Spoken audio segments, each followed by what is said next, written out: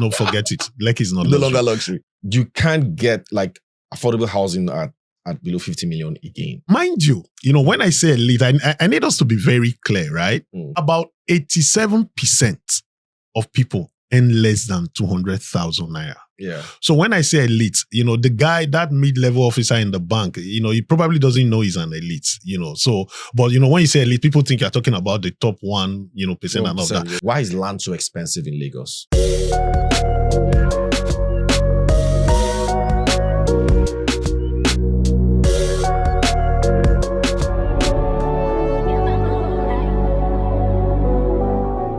Hello everyone, welcome to the coffee table with Ugodre. I'm sure you used to call Talknomics, but it's now the coffee table because I wanted to make this show not just about the economy or economics. It has to be a show about Nigerian economy in general, and this cuts across different spheres and different topics. I mean, it's absolutely anything that we can talk about on the coffee table with Ugodre, brought to you by Nairametrics. On to this show, I have someone that I've admired for a long time from afar, even though I'm not sure he knows that I've been admiring him.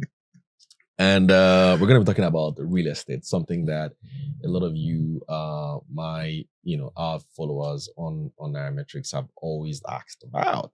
And so none other than one man who is one of the key figures when it comes to real estate data, consulting, and general real estate business in Nigeria. I have none other than Dr. Ronald Igbinoba, one of the doyens of real estate in Nigeria. Thank you so much, Welcome, bro. sir. Nice to be here. Nice to be here. Thank you so much. And the interesting thing is that he flew all the way from Abuja for this session. So we really, really appreciate that. Welcome to the coffee table. Thank you. All right. So we're going to be talking a lot, man. Real estate is huge I know. on my plate. And I've been, it's one topic that I've always wanted to, to talk about on this show.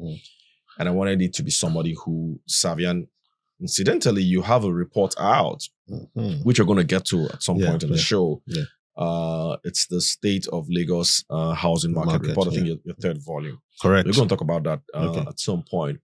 But let's quickly kick off. Just recently in the news, the NBS, National Bureau of Statistics, released this, much awaited rebasing of its GDP numbers. And not to my surprise, but I guess this is a surprise of some people. I'm sure it's not to your surprise as well. At all, yeah. Real estate is now the third largest sector, subsector in the Nigerian economy. And I think it added like 23 or so trillion. Yeah.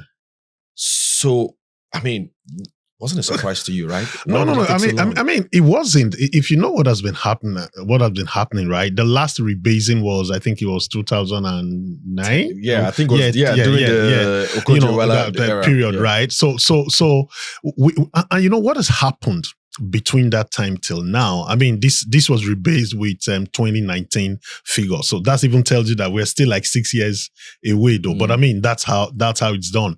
So the real estate market has evolved, okay? And there are several. If you just look, I mean, as of 2009, we were not talking about Eco-Atlantic. Even though it was in the works, we're not talking about Eco-Atlantic, right? What we found out we'll get to the report. For example, what we found out in the report is now prices are around 2 billion naira. That alone, right? In 2009, right, we didn't have what we call prop tech today. I mean, everybody knows fintech, right? Yeah, prop tech is the intersection of real estate and technology, right? We didn't have that. And what prop tech has done is, I mean, all of the shortlet Dirty December, come on. You know what happened last year? People are already doing investments for Dirty December now. And all of that. So there were several components of real estate that wasn't captured that now the NBS has decided or not, has worked towards capturing. There's several, it's a laundry list of areas that is now captured, in terms of that revenue. And the good thing with this is that it's also going to sort of reduce the level of informality because now things that were considered informal have been brought into the pool, of the formal economy. And so that is also helping. I mean, it's good news. It wasn't surprising to us, just like you also, that, look, we're not capturing what's happening within the real estate sector. So, but apart from Eco-Atlantic, which other major, maybe I guess new areas or new cities have you seen pop up across Nigeria? Oh no, there's Alaro City. Alaro City is also big, right? Alaro City is big. And when you also talk real estate, so there is also construction. So now, earlier on, a few years back, the conversation was construction and real estate. Why are you combining? We need to know what's real estate. We need to know what's construction, okay? So now, if you also check all of the real estate, some of the real estate asset that has happened with the refinery, and across the axis of the refinery, all of this contributes to the numbers of what's happening. And then, again, like I said, technology is playing a big role in all of this. So you have Alaro City, right? So not just Eko Atlantic City. And then what happens is... But isn't that just in Lagos, though? Lagos... Are there new cities like that being created, or like massive estates? Well, I won't say that they have impacted on the rebasing, because these cities are newer. They're like post-COVID, some of the places. For example, I think the centenary city is back on track. Okay, even though activities haven't leveled up to where it should be before they stopped that development, the centenary city on the way from the airport, right? I think that's back on track. And then you have a few other peri-urban. Okay, so let me say tier 2 locations, because typically what's happened when you talk about the tier 1 locations, we realize that we're talking about Lagos, Port Harcourt, Abuja. But interestingly, as we have also found, is that you have what we'll call subnational emerging markets where a lot of activities are happening. Abia is one, for example. Yes. Where you're having real estate activities propping up, where the government is willing to attract a lot of investors coming into the states. Now, cities like Ogun, leveraging off what's happening with Lagos, right? Also having a lot of development come up. So yeah, it's not just only in the top tier locations, but we also have secondary markets who are now gearing up for all of that and what's happening within the sector. All right, so let's come to Lagos. I mean, I want us to talk a lot more about Lagos real estate. Okay. On this episode. Okay. And pointing out that you have released a report which also zeroes into Lagos State.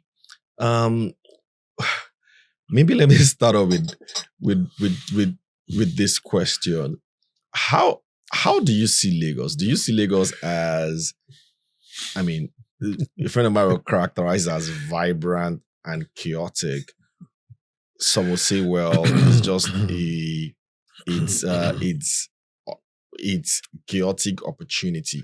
So, like, what's Lagos to you in terms of Lagos real estate market? And again, you go to different parts of Lagos. You have so controlled chaotic. Maybe that's what I should call it. Is maybe you have like estates that the government has carved out and is building, and then you now have estates that is developers that are creating themselves. And like, make sense of it. Okay, so very interesting, right? And Lagos is a tale of two cities. And it's not just Lagos. You have all of this in several bustling, and high economic zones across the world, right? And I say a tale of two cities because you're when you're walking the boulevards at Eko Atlantic, and you're in the avenues and roads in Ikoyi and all of that. So you think that, everything is going, it's going really nicely, but just a few miles away, right? When you get into Makoko, you get into Ajegina, you go down further, the Lekki area, right? Where is, like you said, where it's not planned, or where people have just taken locations and selling, you find out that it's really is a tale of two cities. Okay. And this is reflective of capital. I keep telling people, right? Capital is not sentimental. If you know what I mean, right? Capital will return where best. It will go to where best it will get its return. You know what I mean? So and that's why you find that there are a lot of investments in the luxury end, right? There are a lot of investment, capital flows to the luxury end. And the reason is very simple. So if I built a 3-bedroom apartment, okay, somewhere in Alimosho, right? I mean, not to say it's a bad area, I'm just using locations now, versus I build one somewhere in Lekki Phase 1, right? What's going to happen is that the yield on my investment, let's say because of affordability, I could get a property at 70 million naira. Okay. The yield that I get in a market that is that's like flat, right, will be somewhere around 4.5%. If you come to the luxury area, you get around 6%, 6.5%. But what happens in the luxury locations and why you see a lot of influx and what you've called controlled chaotic is that I can get up premiums. I can get up to 15% yield when in that luxury location, I start to do shortlets. So it's like a 3x of the yield ordinarily if I let out the 3-bedroom, if I rent to someone on the long-term basis, okay? And what's happening? This is causing crisis. It's causing residential crisis because now, the people who should ordinarily have those apartments, on long-term and rent are not getting. So they are competing with investors. And it's very interesting. I mean, there's no way I can talk about Lagos and not talk about the report, for example. Of course. So home ownership is around 23%. It was 85% in 2016 when we did, that's 9 years ago, when we did the second edition. No, I don't understand. So home ownership mean? So people who own homes, also of the residential, of the stock, okay, those who are home owners versus those who are renting.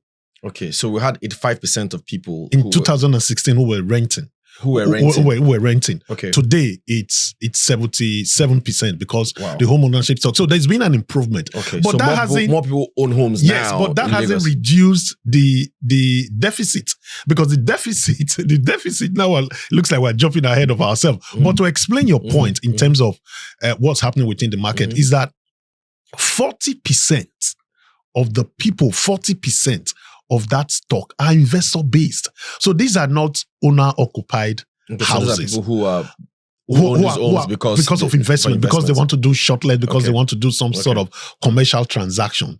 And again, that also impacts the number of people who now have affordability for houses. And so it's really interesting. It's really interesting that now I think what the government is now trying to do is to sort of now, because of Lagos, right, I said something at some parts of the report to say that, how do you get affordable housing without affordable land? Someone needs to answer that question. And if you look at Lagos today, where are you going to find affordable land?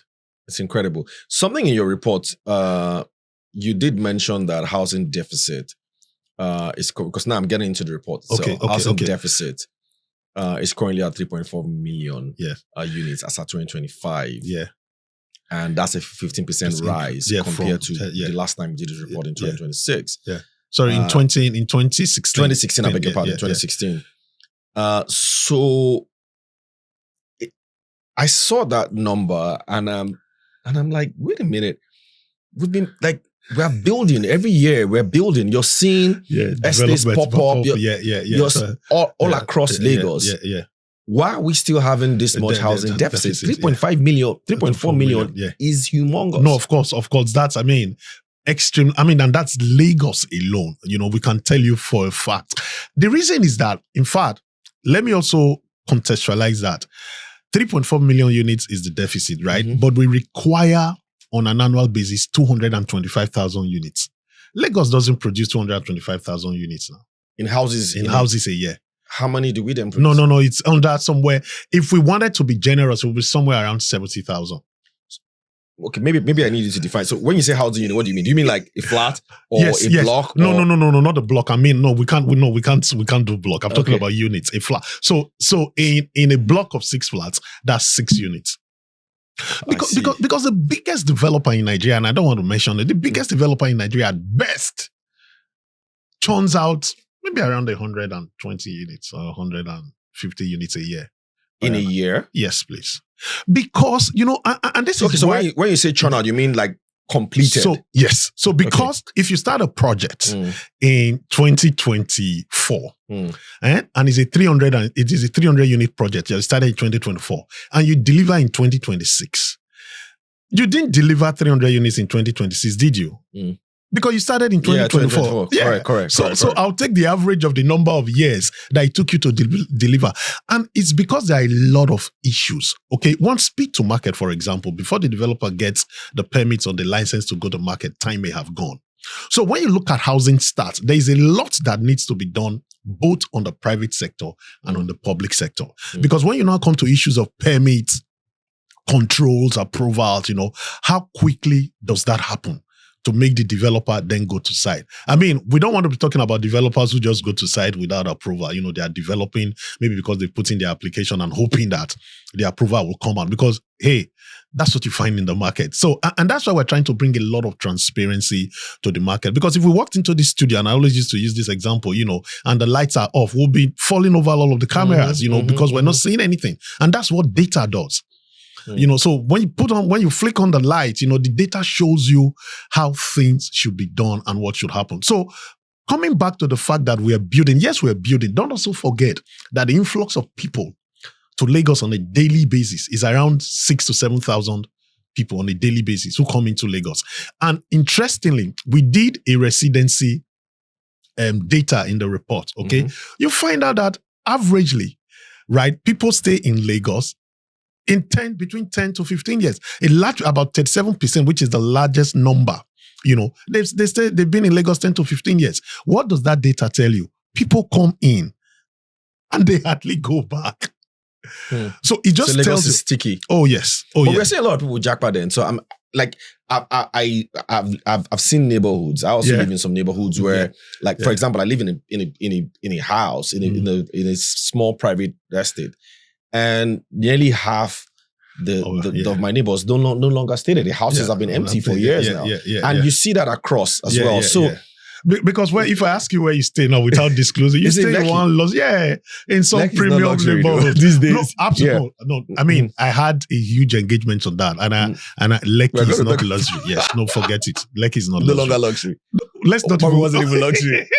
No, he was at some point. But to your point about people jackbarring, right? Yes. People are traveling. But it's just because in your neighborhood, who are traveling? You're elitist guys and some other guy, a few percentage. And don't mind you, when I say elite, I need us to be very clear, right? About 87% of people earn less than 200,000 naira. Yeah. So when I say elite, the guy, that mid-level officer in the bank, he probably doesn't know he's an elite, So, but when you say elite, people think you're talking about the top 1%, and all that. Yeah. You have a lot of people getting into Lagos who are somewhere in, peri-urban or emerging places, okay, far into town, who are refusing to go, who are just hoping that, there's some things are going to improve. Absolutely. That Lagos dream, if you know what I mean. So that's what's happening. People are traveling, but a lot of people are still coming. And then if you look at what the deficit, if you look at what the required housing is, if we churn out about 70, 80,000, where we need 225,000 units. So it doesn't matter how much you build, you're still going to have that deficit in the market. And mind you, because of the influx of diaspora people, because of events like Dirty December and all of that, houses that should be for residential component is now being commercialized. Wow.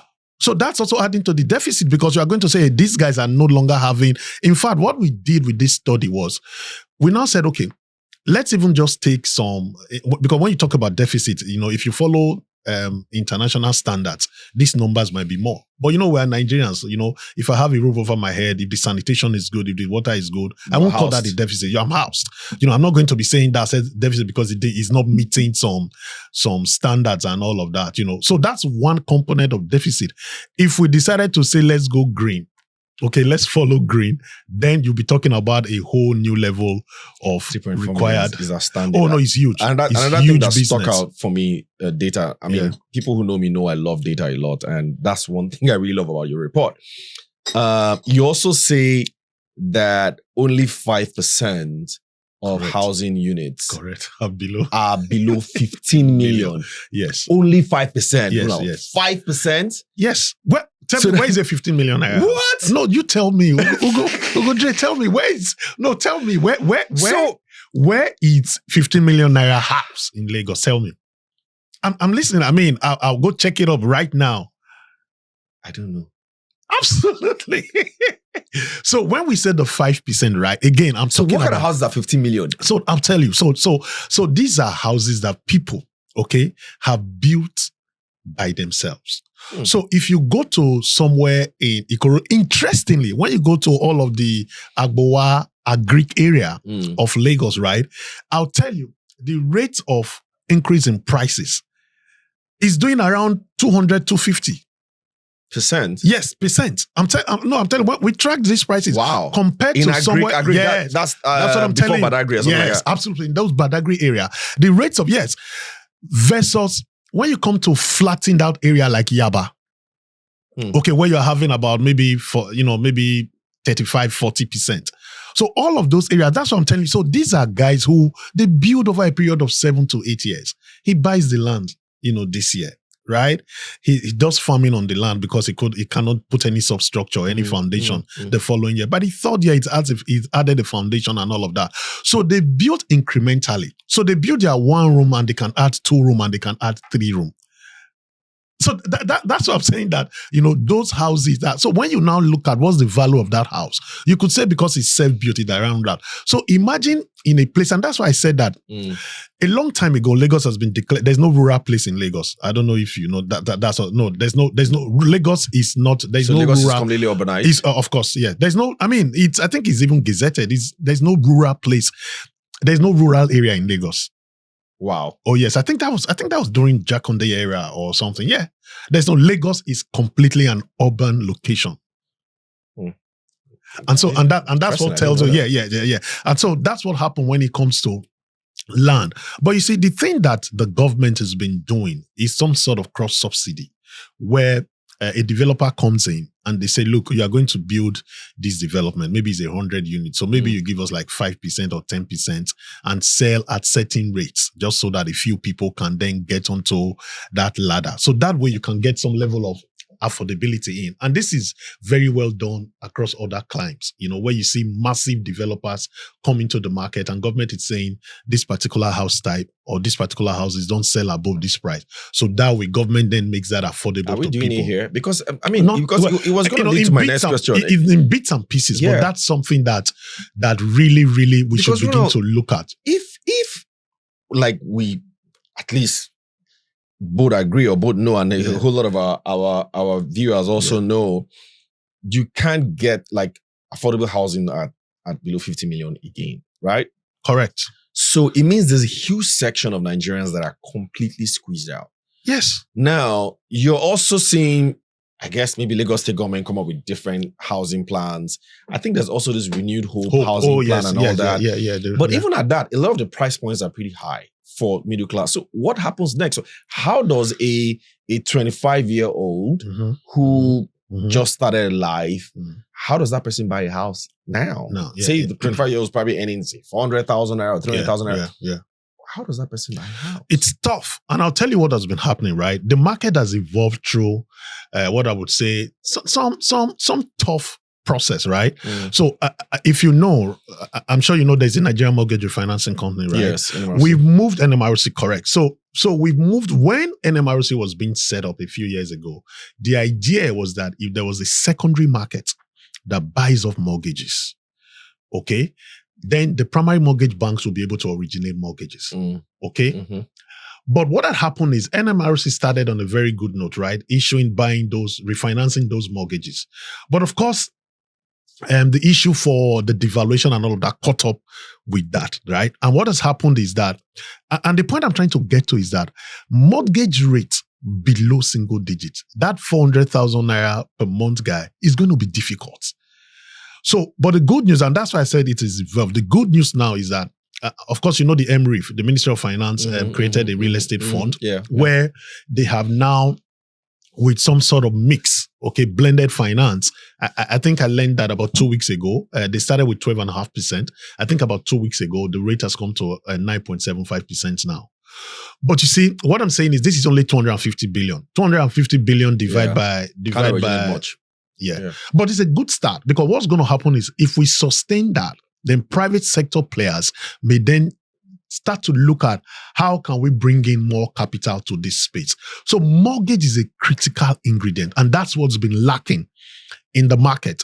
So now with MRIF, and then they also have the family homes funds also, who recently I learned they also did a single digit for about 36 family units, 36 families, somewhere in Abuja, in the outskirts of Abuja, right? You would think that these numbers are small, or say compared to like 100,000 or 200,000 mortgages that you will hear in other climes. But they are very good steps in the right direction. Because what then happens is, once we can prove that this blended finance model is working, then Nigerians, you can find a few more investors coming to the market to then get mortgage. But what you find is that people buy cash outrightly, or maybe some developers are now providing some level of installment payment, for developers. But mind you, again, housing is the single most expensive asset, like they say, right, that any individual would own. And that's why you find that the lack of housing has caused a lot of grafts and corruption in this country. I thought it would have been the other way around. That's probably, corruption and grafts probably was even driving. Well, when people want to, prices. when people want to hide their proceed, real estate is place to go. But if I have a 30-year span of work life, and I know that I can key in at 25 to get a mortgage, you don't need to stress. Come on. I agree. But if I see my dad who served 30 years. And still living in a rented house. Rented house. Then it doesn't pay. So, and that's why mortgage, and as part of what's happening, and I'm very excited. People say, Roland, this is minute. I said, look, we've been on this for over 3 decades, and we're getting traction. So let's celebrate the traction that we're getting. Let's find a way to continue to support the government so that these mortgages can get to people. Okay, so let's talk about talk about rent now. And okay. I really get worried for a lot of young people, especially in Lagos. You've said a lot of people coming to Lagos on an annual basis. You called the number just a few minutes ago. And you've also said, even in your report, that a lot of the developments now is skewed towards short-let apartments and all of that. So you're seeing, as much as we're even seeing, we don't have enough housing coming in the market. The ones that are even coming are skewed either to the high class, or you're seeing it go towards. So that means there's now a lot less housing for a lot more people, especially young people, average age 17. So where do you see this going to? So how are young people now going to be able to afford rent? Because a typical rent if somebody who is living in Ajah or living in some parts of Lekki or Surulere or Yaba, you can hardly get a 2-bedroom for less than 2 million naira. Yes. So how are we going to solve this? How are they going to be able to pay for it? So it's very disheartening, right? Now, as you know, the good thing, right, with this age, the bracket that you have also stated, is that they are not very crazy about home ownership. Okay, so that's also the thing. So when you look at this set of guys, they just need, a lot of these guys want to live and walk to their places of work, or maybe they don't want to, they rather pay that money, close to work than travel, to come to work. I'm talking about this age bracket of anywhere between 20 to 25, 27 and all of that, right? Now, how are they going to scale that home ownership? Now, something else. Let's even leave home ownership. How are they going to even pay rent? Their rent? Yes, absolutely. So, and this is, you're right. You are correct, because what we also found in the report, is that this set of people, these demographics you just mentioned, spent about 55 to 60% of their earnings on rent. So that's what happens. So once that is done, you see that every other thing is just, trying to get by until the end of the month and all of that. But what's happening is, so we have prop tech firms. We have some prop tech firms, I think like Yalo, Split, and Hap Living, who are helping to do monthly rentals. It also hasn't scaled.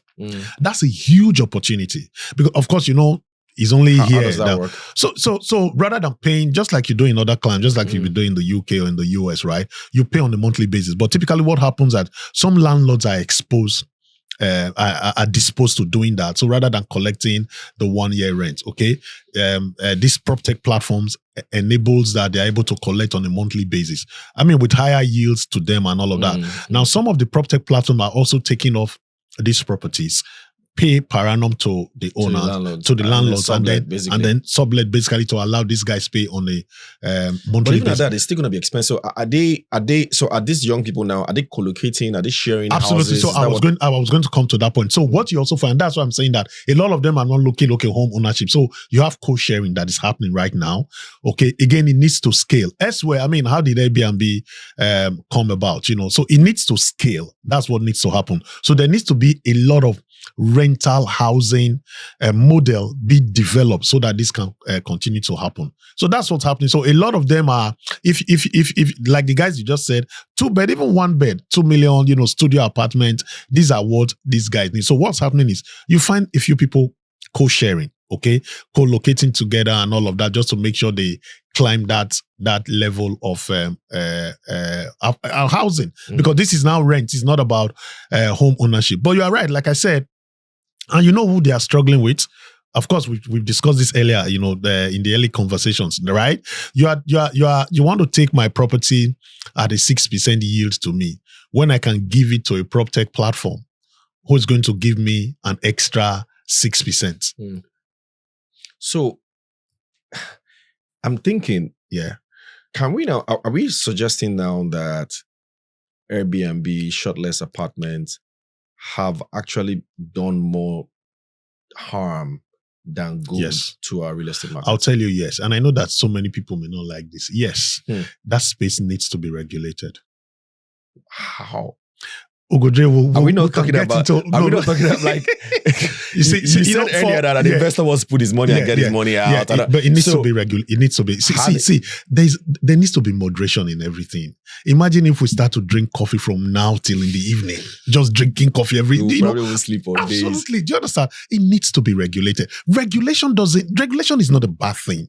You can regulate to attract investment. So what's your thinking of regulation in this? Is it like control the supply of number of Airbnbs or the areas where you can have Airbnb? Today, if I ask Lagos State, how many people are doing Airbnbs or short-let apartments, I don't think they'll be able to give it to me. Right? Even though they're working seriously on building solid infrastructure. I mean, kudos to the state government. They're building solid infrastructures in terms of EGIS, in terms of LASRERA, which is regulatory authority, to capture all of this data. Hopefully, when they launch in another 3-4 months, I think all of this data will be clear. Now, the reason I'm saying regulate it is that everybody's playing in this market. Regulate it because, I mean, even though that I also have interest in some of these transactions, right? But you're stifling people who really need housing. That's what I'm saying. I'm saying that you are right. Investors will bring it. I'm saying regulate them, give them incentives. Let's say in a building, I mean, regulation could be that if there are 100 units of shortlet, 20 must not get into Airbnb. In this particular location, right? In this particular project of 20 units of housing, we want to know all owners of 20. We will not allow maybe more than 20% or 30% to go on shortlet. Once that number is reached, then investors cannot come in on that page. What happens? Once you see the entire spectrum of transactions, like I said, once everything is clear, Lagos State itself can say, okay, for this transactions, right, we get 0.005%. That 0.005%, it's money that can be aggregated and done and used for social housing. But wouldn't this be a disincentive to invest in the market anyway? Because, I mean, we're trying to increase the number of housing units we have. Yeah. And if you now say, they providing housing now? The investors, all of us, you and I, are we providing the houses for the people? I mean, like, you're saying a lot of diaspora Nigerians are bringing money in here, and that money is also doing a lot of other good, right? Because it's dollars, it's helping our exchange rate and all that. But a lot of that money coming in is also going into real estate. For some of them, they're all looking at that yield. And that yield exists, now because somebody's willing to pay. No, I understand for that. No, I hear you. But I'm saying, I mean, beyond today we should be talking about just a single line of bottom line of profit. No, beyond the profit. That's what I'm saying. We need to look beyond the numbers, because if numbers drive everything, then this 3.4 million units is going to get to six. Of course, it will at this rate. Okay, if I was to do an extrapolation to say by 2030, you'll be looking at somewhere around 5.5 or 5 million units. If we continue along this line, the thing is, I'm looking for a very good example to say. So imagine if people are just allowed to go and build without even getting permits. Again, that's why I want to say that, when you hear regulation, people think that, no, you want to stifle the market. No, all I'm saying is, so what's going to happen, what you will find, okay, when diaspora remittances continue to come in and continue to feed off the demand for shortlets, right? What's going to happen is that you're going to find a mass of people who never get housing because they are being crowded out. Have you thought about the social implication of that? What could that mean? I'll come and be your next. I'll be waiting for you to drive us to the house and collect from you now. I mean, apart from that, what's the social slums? Slums, I know, but isn't there a case then where people then say, you know what, I can't live in this city, so maybe I want to live in another city. I want to go to a cheaper city. I mean, not everybody lives in New York, for example. Not everybody lives in central London, right? Because central London is expensive, so you probably start to live in the outskirts. Now, I also wanted to juxtapose it with the fact that you're now seeing other kinds of infrastructure development around Lagos. Correct. So you're seeing the blue line, you're seeing the red line, green lines about coming up. So doesn't this now start to push a lot of these demographics that we're talking about to outskirts of Lagos? Because then commuting is now faster and cheaper. So wouldn't that... No, absolutely. In a way, solve this absolutely. problem? So again, and remember, that's why I said that when you look at the Agbawa, the Agric, and the Badagry area, you are seeing a lot of investment happening, and this is because of the blue rail, right, and the red line, right, and we covered a lot of that in the report, talking about transit-oriented development. Where developments are centered around the transportation, and that's happening clearly. Right. And that's what I'm saying, once that's happened around Lagos, right, this will really help in terms of people not needing to stay where they should. Infrastructure is a big deal in all of this. And so you are right to say that once this becomes really, it's active. People are using the rails now, right? But as the transit-oriented development continues to increase, yes, we will find people traveling. Not just only in Lagos. It just means that someone can actually live in Ibadan, Abeokuta, and then work in Lagos. We see that. How many people live in Maryland and they are all working in DC? Do you understand what I'm saying? So you have...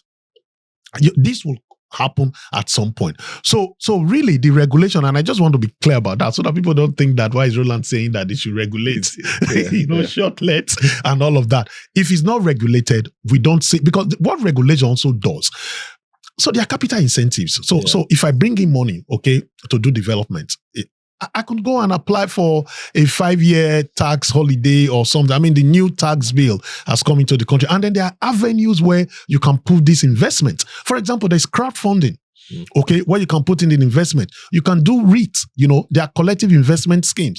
So what happens is, once it becomes transparent, because you cannot operate in the dark. You cannot operate in the dark. Right now, everybody who's putting in money doing development since last 30 December, it's just because we see the data, we see how much came in. This year I'm not going to miss it. Absolutely, I'm not going to make it kill. Of course. All right. So your report also suggests there it's as if we're in two markets now. Yeah. There is the high luxury market, and there's just everybody else. Yeah. Right. So we're seeing a lot of money pour into Eco Atlantic, for example. True. As development, and the announcement of the U.S. Embassy, Shell is there. First Bank said they are building their head office. I also have interest in there as well with some other guys, and I'm wondering, is there? Do you see this plateauing at some point, right? Because as much as Eco Atlantic is developing, we're also seeing a new kind of VI now. We're also seeing Ikoyi with a lot of high rises. Correct. So, is it going to plateau, or we're just at the start or at the cusp of, high-end real estate. We're probably seeing a new kind of Manhattan in Nigeria. Is that what you're seeing? Is that where the money should be going to? The truth is, again, there are different tiers, right? So if you ask me, when Eco Atlantic started, right, when we tracked the report, we're like, okay, 10 years ago this was 180 million, or today is 2 billion naira for a plot and all of that. Mind you, if you look at what has happened with the naira, okay, now I can do at least a mid plan to say this is where the naira is going. It's no longer supported. I know that this naira is not going to move from 1,530 or 1,540 today to 2,000. I can predict. You see, and that's a good thing that has happened. I think the naira has bottomed out. In fact, if you look at purchasing power parity, it tells you that it's probably undervalued. It's undervalued. Yeah. The naira is undervalued. Yeah. Okay. Yeah. So that's good news, because when you talk about FX, right, we're not talking about, it's not about the fluctuation. It's my ability to know that this currency is stable. So I can do a 3 or a 5 year plan. And so with Eco Atlantic, let's note that that's what has also happened. It's a free trade zone. It's priced in dollars. So when dollars went from 430 official rate in 2000 and just April 2023 April, and moved to to 1,000 something, that also affected it. That's one. So there is that. But in terms of whether this is where it's going, yes, people would. It's an area that real estate is not been developed. I would say about 20 or 30% of it. But if you see the kind of infrastructure and you see the developments happening in the Eco Atlantic city, if you have the opportunity to cane, you should cane now. I think it's going to be on the rise. I think it's nowhere near plateau, right? It's just a market that is for a certain category of people. And the signs are showing that it's going up. Okay, the US Embassy is there. First Bank has moved in there, right? You have this school now, is it the rugby school that's coming in there, right? You have the Azuri Towers. In fact, I think it's also going there. So Eco Atlantic is nowhere near plateauing just yet, okay? But what that has also done, okay, has also defined what luxury is. And I know that is a that's conversation. Why you're saying Lekki is no longer luxury. Lekki is not luxury. So what is Lekki then? If we should have an episode where we'll talk about Lekki itself. Lekki is premium.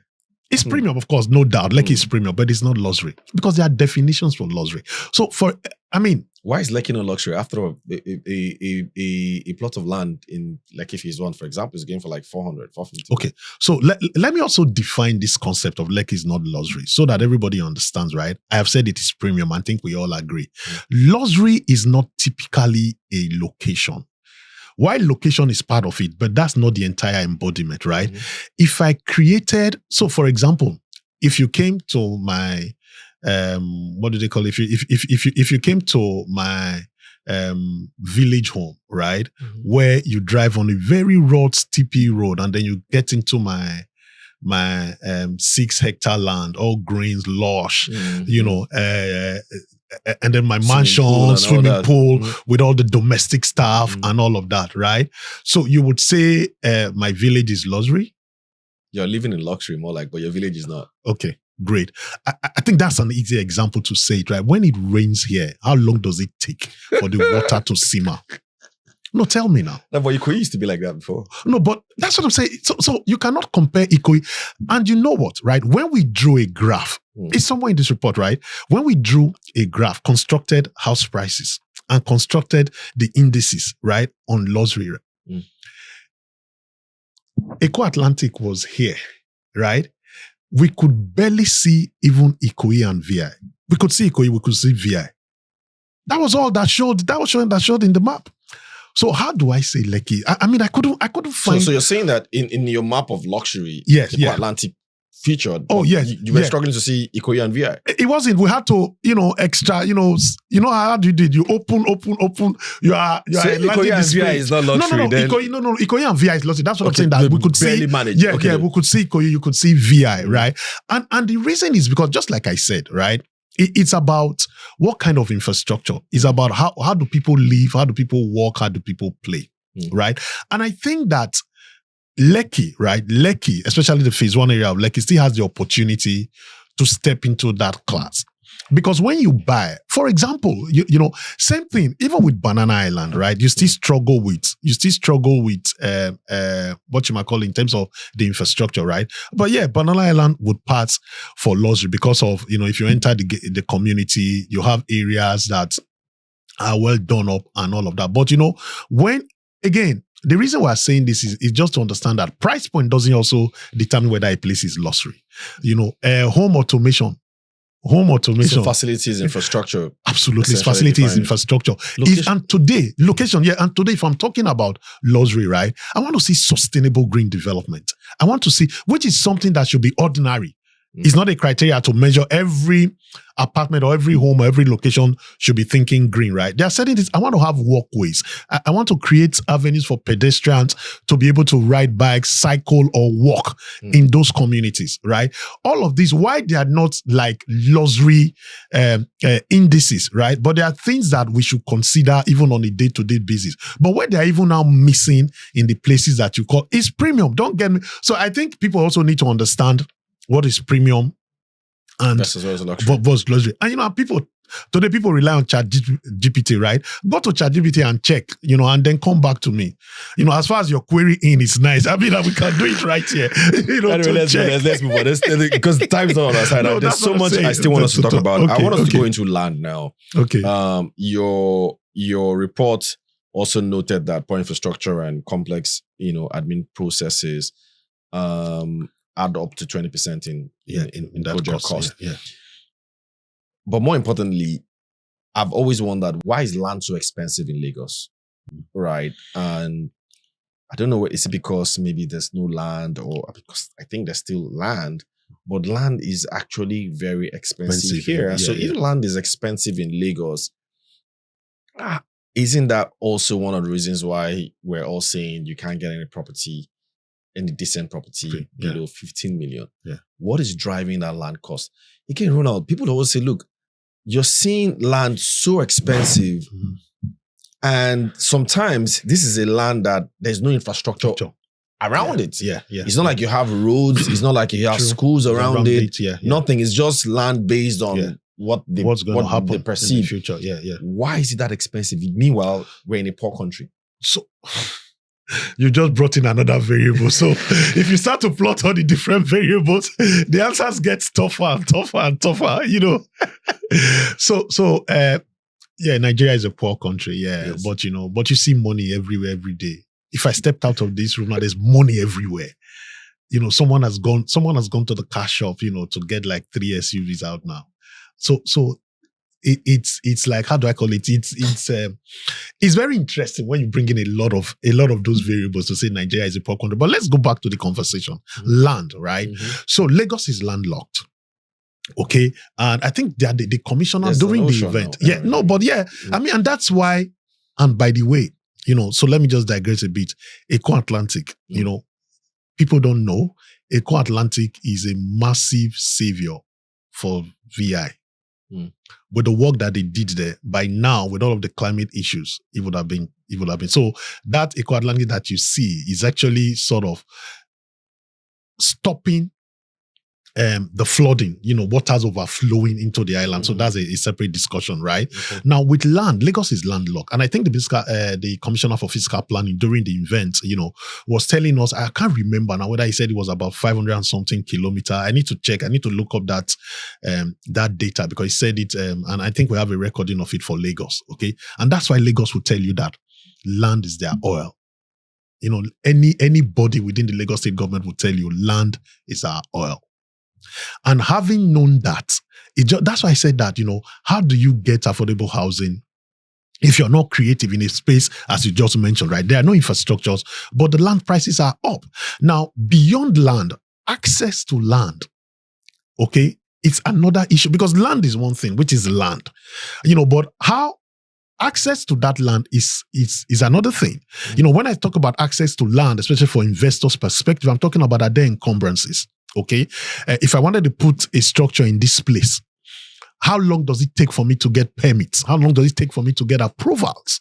Because all of that affects the speed to market, and it affects the number of houses that should come to the market. So what's happening at the background, like I said again, is that Lagos is doing a lot of digitalization, to bring access to land to such a place that even though it's expensive, the period, the cost and all of that will drastically then reduce. If they're able to solve that problem, which I know they are working at, by the time it becomes, for everybody sees that will drop that access and the cost to land. But there's speculative reasons why people will go and take positions. Before the refinery, we all saw how many people were buying land around that refinery. But once the conversation around the refinery came up, even families, even the Omoniles, became very smart land dealers. So the land that they've sold for you, somebody else come, and they pays 3, 4, 5x, and they're telling you to take your money that you paid before, or for that you wish to sponsor the clearing of the forest and all of that. They tell you, Oga, we don't want to do with you again, or take your money. Because somebody else has paid. Somebody has paid 5x. So again, is that speculation, that happens.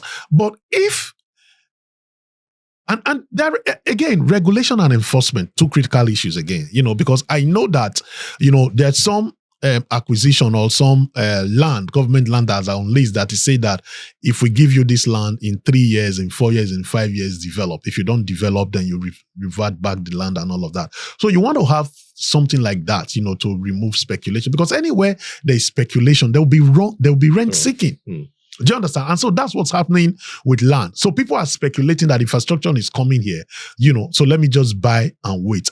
And the amount of land transactions that's happened, even where people have paid for parcels of land and they have not even been able to get title allocation on that land. I mean, some may even get allocation, right? But again, getting the title and all of that. So I think there is a whole lot of consumer awareness that also needs to happen in terms of land transaction. But most and generally, why you find all of that prices, it's speculation. It's also people thinking that, okay, infrastructure is coming to this part of town. Let me go and take a position and just wait. Yeah. All right. So let's talk about PropTech. You did mention PropTech earlier. Yeah. And which obviously is the intersection between real estate and technology. Yeah. What sort of, innovation are you seeing in the PropTech space? In recent times, especially in Lagos, which tends to lead anyways. Okay. So what are you seeing that interests you, that's exciting, that might define future? Interestingly, I'm seeing a lot of areas within the PropTech space. So for example, when you look at construction, so there's a startup, for example, Construct, who are helping in terms of the building materials supply, ensuring quality, ensuring that it's also cost effective. Now, beyond just Construct operating as a marketplace, for example, what's happening is that they're tracking a whole lot of data. So if I wanted to build a 2-bedroom, I know all the quantities that will be in a 2-bedroom apartment. If you're now going to build your own 2-bedroom and you come to that platform, if prices have changed, the quantities haven't changed. There's the prices of each of those quantities change. So you can just come there and within a few minutes, I know how much it will cost based on current rates. How does that help maybe somebody who's in the US or in the UK who's looking to build? And it just means that he knows how much he's going to pay for a development in cost of constructing if he's constructing by himself. You also begin to look for the developer because again, same thing, data. Okay, it means that a developer cannot just set an arbitrary price for a property. Okay, because what happens, I must tell you, development is hard work, especially when you do development in Nigeria. But there are also inefficiencies that developers themselves not doing the hard work of completing the transaction. Yeah. Okay, so if I've taken money from people and I need to deliver and I know the quantities of cement, iron rod, steel that I need to buy, why am I not buying that now? Why am I over trading? A whole conversation for a different day. I mean, these are my guys. We need to say the truth, right? A whole different conversations. Development in this country is hard. I think I need to say that everybody knows. When any developer you see in this country, respect him or her. It's a tough job. Right? But having said that, there are also inefficiencies because everybody just come into the space because, you can develop and make money and do it.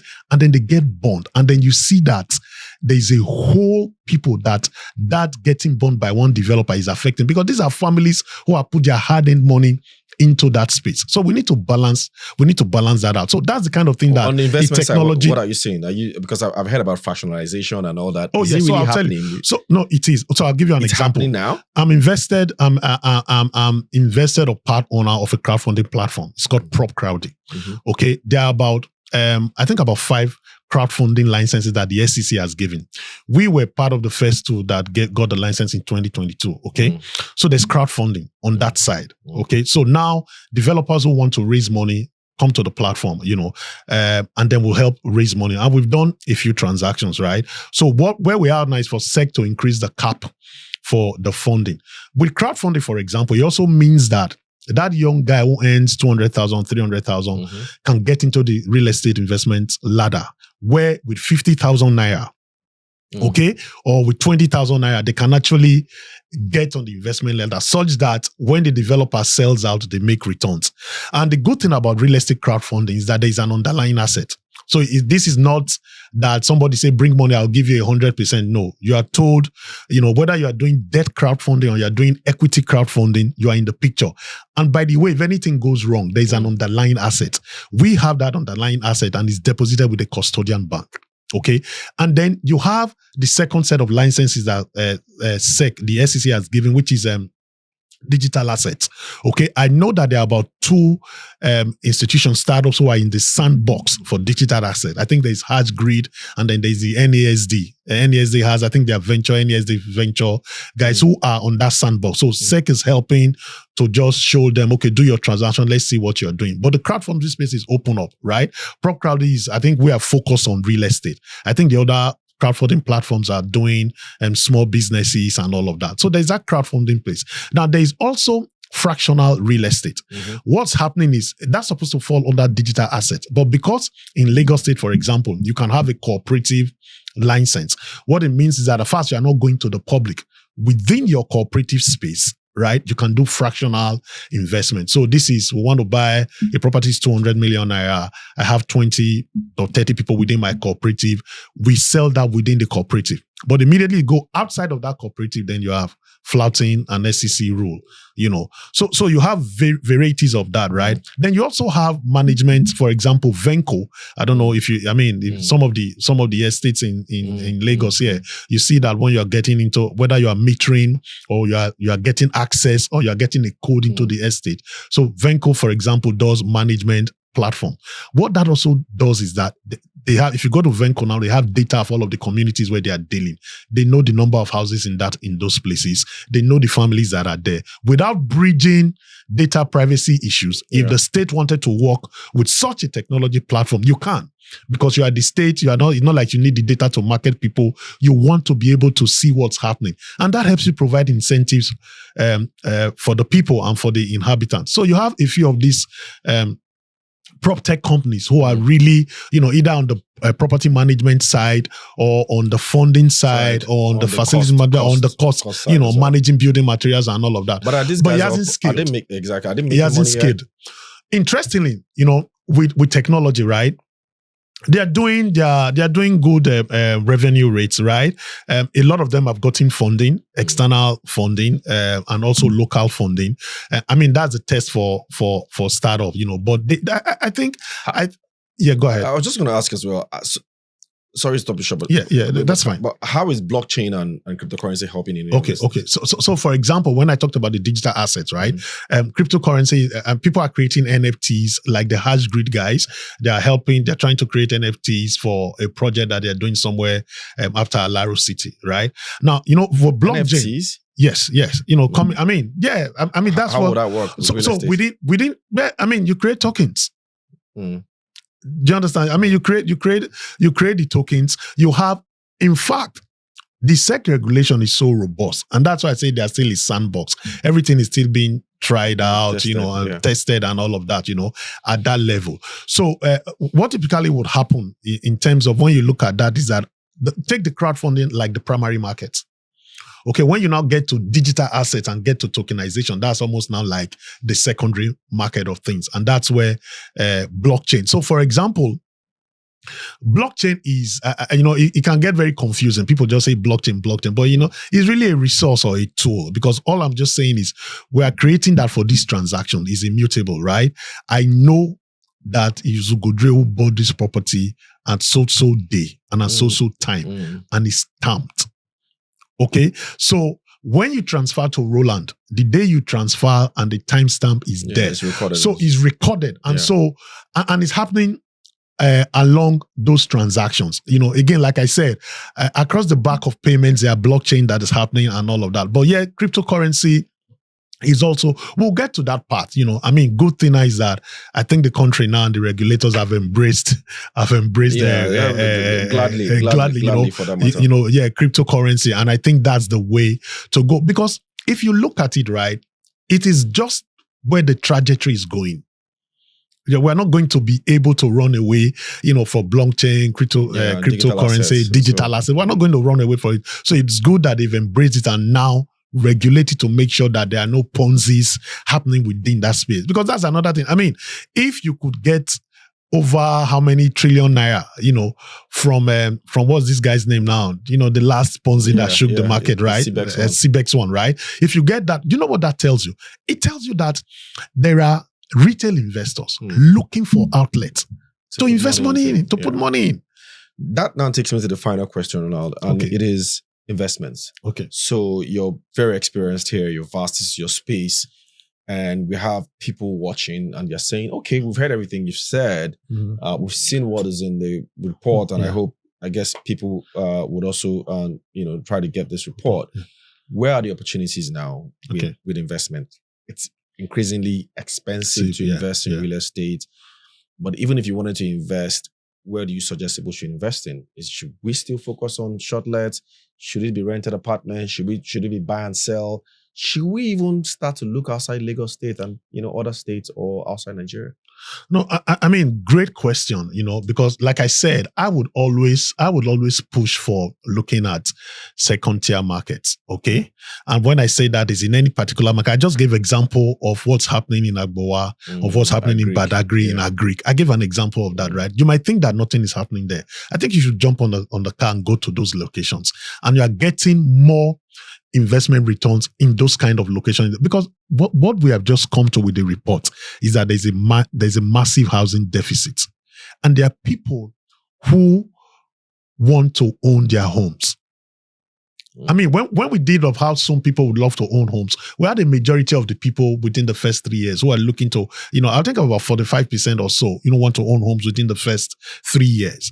I don't remember what that data was saying, right? So it means that there are opportunities in that location, and it's going to be easier for me to produce maybe 20, 30 units of housing for people in that market to, and then find a way to now get mortgages for them. Like I said, the MRIF, there's an opportunity right now. Inflation today is where?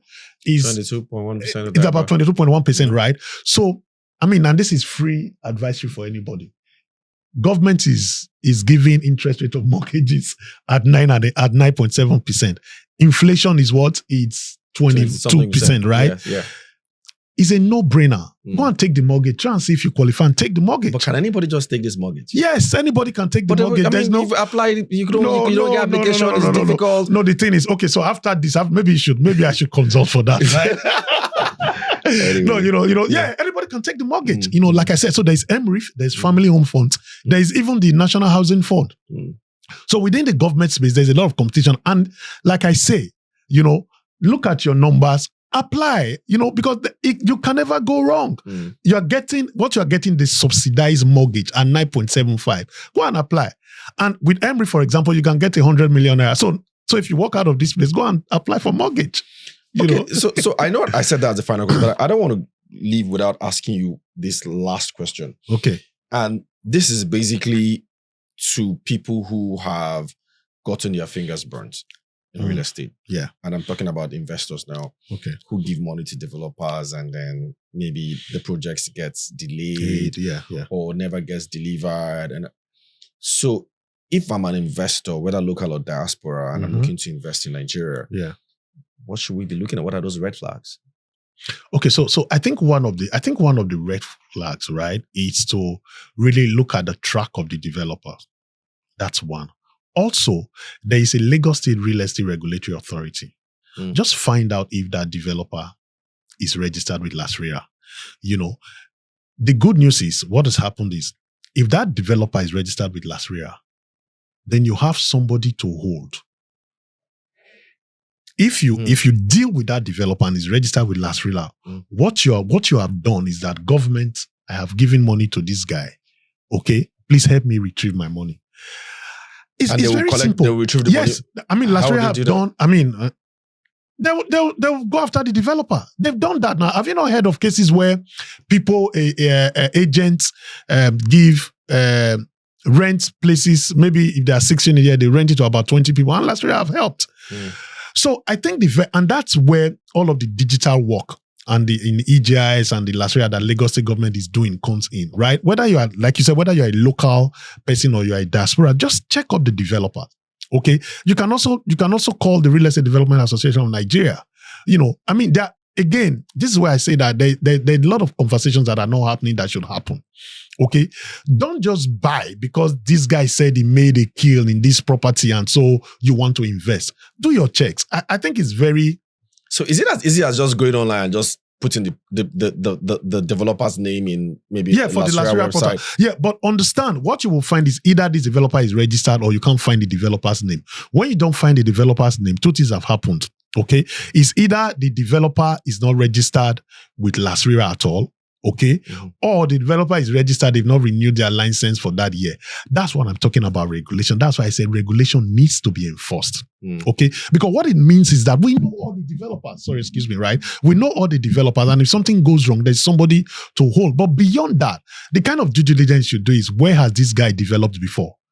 Where has been his project? What project has this person done before? And I feel, like I said, development is hard, and there are a few good developers who have delivered. So with my experience with working with developers, okay, over 2 decades, right, there is hardly a developer who doesn't have one challenge or the other at some point. And again, the kind of market we play is responsible.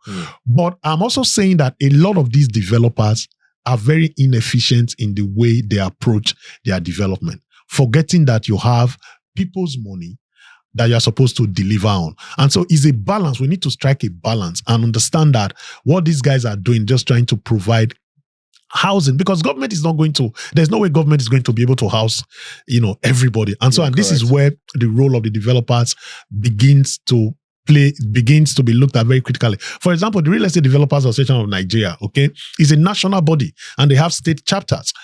So if you wanted to see whether a developer is playing well or you've done any transactions, go to Roland website, type in the name of the developers or talk to maybe the state. So easy. Are you sure, Roland? Because it is. Because that's how easy it is. That's what I'm saying. Because what then happens is, if you call Roland, for example, okay, and Roland says, yes, we know this developer, go and deal with him. You have a receipt. You have transaction to say that you have done some level of due diligence. We have to come to a point where some people needs to be held accountable. I mean, why you are looking like it is easy. Read and have offices. I will try. Try. And if you're having any problem, reach out to me. All right, thanks so much, Roland. Of course, you guys, I would also advise you to try it. If you've been bought before by any developer, do try those websites and see whether it works. We're having it right here on the screen for you to try and check yourself. But it's been amazing speaking to you, Roland. Thanks so much for being on the coffee table. Yeah. And by the way, in case you're looking to get the book, here it is. It's actually quite huge. 256 pages. You don't have this online, right? No, we don't. Because again, intellectual property rights. So where do people buy things like this from? Is it like?